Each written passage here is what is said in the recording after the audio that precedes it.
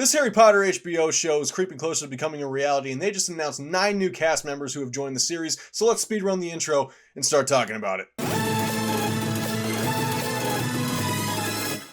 So like I said, we have 9 new cast members who've joined the show, and we're just going to read through who they are, what their previous credits are, and overall just give my thoughts on it. Going to do a little less editing on this one, just making it a little bit more raw thoughts and just my overall first impressions. So earlier today, it was announced that Catherine Parkinson will be playing Molly Weasley. She is known from her role in the IT Crowd, which I have not seen. Apparently she was on an episode of Sherlock, which I also have not seen, and a bunch of other stuff that I have not seen.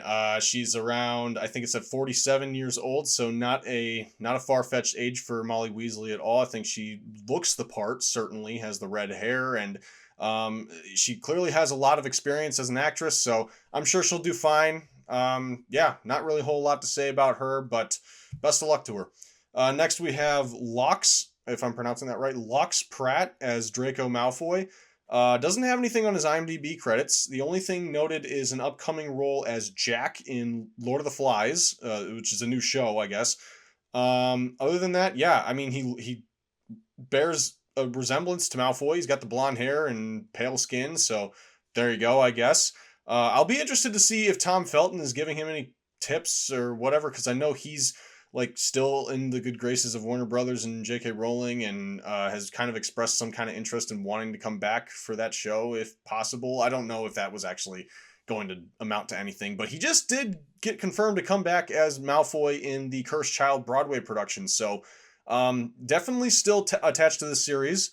But yeah, so Laux Pratt is the new Draco Malfoy. And I'm guessing like these kid actors who they cast, they mostly probably have like stage production background and, you know, not a whole lot of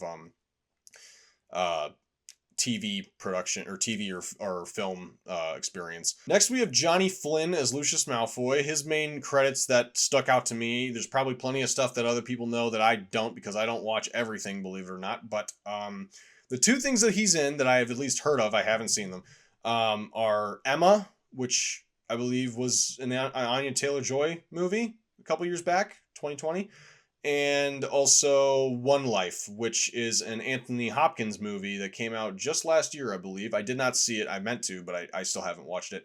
I heard it was really good, though. I don't know what his roles in either of those are in what capacity. I don't know how prominent of roles he's had in the past, but yeah, most of his other stuff I'm not too familiar with at all. But he's 42 years old, so he's about the right age for Lucius Malfoy. I mean, again, just like Draco, he's got pale skin and he's got blonde hair, so it won't really matter much what kind of hair he's wearing, because I'm sure they'll give him super long, you know, ponytail hair. However, it's interesting. Jason Isaacs was heavily involved in how Lucius Malfoy looked on the set of Chamber of Secrets, because originally he wasn't going to have that super long blonde hair. They were just going to have his normal black hair and give him like a suit. And Jason Isaacs was like, nah, this guy's an aristocrat type. You know, he's not a working man. He's not a businessman.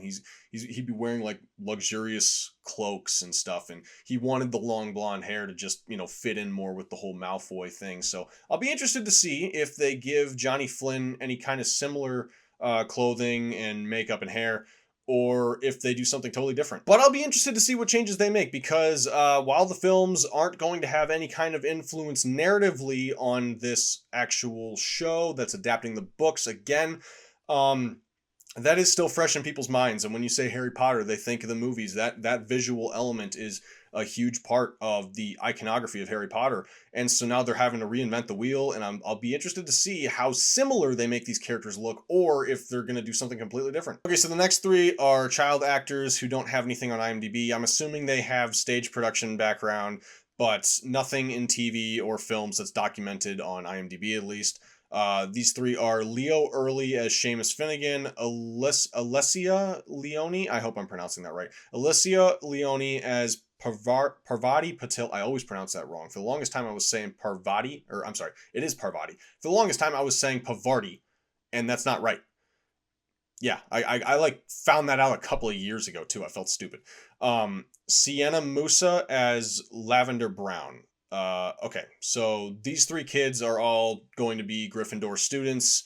Um, yeah, they're just going to be side characters. There's not a whole lot that they do in these the first book at least. So interesting that they cast those characters already, and they haven't cast a Neville yet, um, or even a Dudley. Yeah. Anyway, moving. Speaking of Dudley, we have our Dursley parents. We have Blel Powley as Petunia Dursley, who I mainly know from White Boy Rick, which was a film with Matthew McConaughey that came out in like 2017, I want to say. Not a well-known movie, but a good movie nonetheless. And then she was also in King of Staten Island, which I have not seen, but I believe is the one with Pete Davidson. Um, yeah, so she is Petunia, and then Daniel Rigby will be playing Vernon Dursley. I guess he was in an episode of Black Mirror. He was also the narrator of the 2015 Teletubbies show. I didn't even know they brought that show back, but I guess they did, and he was the narrator of it, so there you go. And he's also going to be in the upcoming Blade Runner 2099 show, which I think is going to be on Amazon, or maybe it's HBO. It's one of those. But yeah, so I'm not too familiar with his work outside of those things. But yeah, just looking at these two, I gotta say, they're a lot better looking than the Dursleys are described in the books. But they are about the right age to play those characters. Originally, I was looking at this picture of Blel Powley, and I'm like, man, she's kind of young. Like, is this gonna be right? But then I was thinking about it. I'm like, well, she's 37. And I'm like, okay, yeah, that'd be about the right age for Petunia because she'd be, she's a few years older than Lily, and Lily was 21 when she died, and this is like 10 years after Lily died. So, yeah, she'd be in her 30s. So that makes sense. And then, as far as Vernon, it doesn't really matter as much. But yeah, so these are our Dursleys, and we have yet to hear about Dudley, I guess. Bertie Carvel is going to be playing Cornelius Fudge. He is known for a lot of his voice work in Star Wars The Old Republic games. He was also in The Tragedy of Macbeth, the A24 film with Denzel Washington. And also the 2012 Les Miserables movie with, Hugh Jackman and Russell Crowe and all those other people I never saw. But yeah, this is our Cornelius Fudge. Now, the interesting thing I want to talk about here with Fudge and Lucius Malfoy is they aren't in Philosopher's Stone. They don't appear until Chamber of Secrets. Lucius Malfoy appears when Harry accidentally takes the flu powder to Diagon Alley and winds up in Borgin and Burke's, and that's where he first sees Lucius Malfoy is talking to Mr. Borgin while Draco is there as well, and then doesn't meet him until the whole the interaction in Flourish and Blotts later on. And as for Fudge, we don't meet him until like halfway, 2/3 of the way through Chamber of Secrets in Hagrid's hut, both in the books and in the movies. It's interesting that we're introducing these characters in the first season, especially since there's a lot of other stuff we have to cover. But considering the movie did cover a lot of, I would say like 90% of what happens in that first book in 2.5 hours, and they're stretching this into like a, possibly a 6 to 8 episode season. They have a lot of time to fill, so maybe they're just introducing these characters a lot sooner than they normally would. I just think it's interesting that they're announcing the cast for them already when they can't be that important so far, meaning they wouldn't have a whole lot of screen time. The other thing too is the guy who plays Fudge, Bertie Carvel, he is like 30 years younger than Robert Hardy was when he played him the first time. He was 77 in Chamber of Secrets the first time he played Fudge, and Bertie Carvel is 47. So there's quite a bit of an age difference there. Not all that important, it's never really stated how old Fudge is. They just happen to cast Robert Hardy, and he was just however old he was. But interesting that it was that drastic of an age difference between the portrayals. As for the kid actors, I try not to be too critical of kid actors in general. Because they're kids. They don't have the experience that a lot of trained actors or adult actors have. So hopefully they do great. I'm sure that, they did something to earn the role, right? So the casting directors must have seen something in them or seen the characters in them and obviously would have tested them against like thousands of other kids, which is insane, really. But yeah, the other thing to remember here is that Sienna Musa, who is cast as Lavender Brown, and this is something that I addressed in the last video I made where we talked about the trio getting cast, is that you are having to make a judgment call right now on these actors as kids to and you're hoping that they're going to be good later on when they're matured and they're playing the teenage version of these characters, and all of a sudden like romantic chemistry starts happening between these characters, because eventually in, you know, Half-Blood Prince, we're going to have to see some kind of romantic chemistry between Alistair Stout and Sienna Musa, who play Ron and Lavender respectively. So, you know, I don't know if they're going to recast any of these kid actors later down the line. I mean, it's entirely possible. That wouldn't be like, you know, uncommon for a show to do that, when they just have an actor working in the background for the most part, and then when they need them more prominently, they recast with someone who's a little bit more dynamic in their acting range, and, you know, it works better for them. But the movies didn't do that for the most part. One other thing I want to mention about the Dursleys is that Petunia is not blonde. Petunia in the books is blonde. Now, obviously, Fiona Shaw wasn't blonde. And, I mean, you can wear a wig. You can, you know, like, you can wear a wig. You can dye your hair, whatever. It's not a big deal. But she does have, like, the same kind of hair color as Fiona Shaw.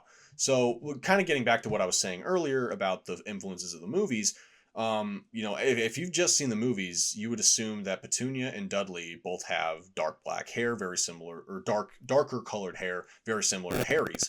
And in the books, it's just not the case. Petunia and Dudley both have blonde hair. And so I'll be interested to see if they actually do that, if they cast a blonde kid to play Dudley and have Belle Powley dye her hair, wear a wig.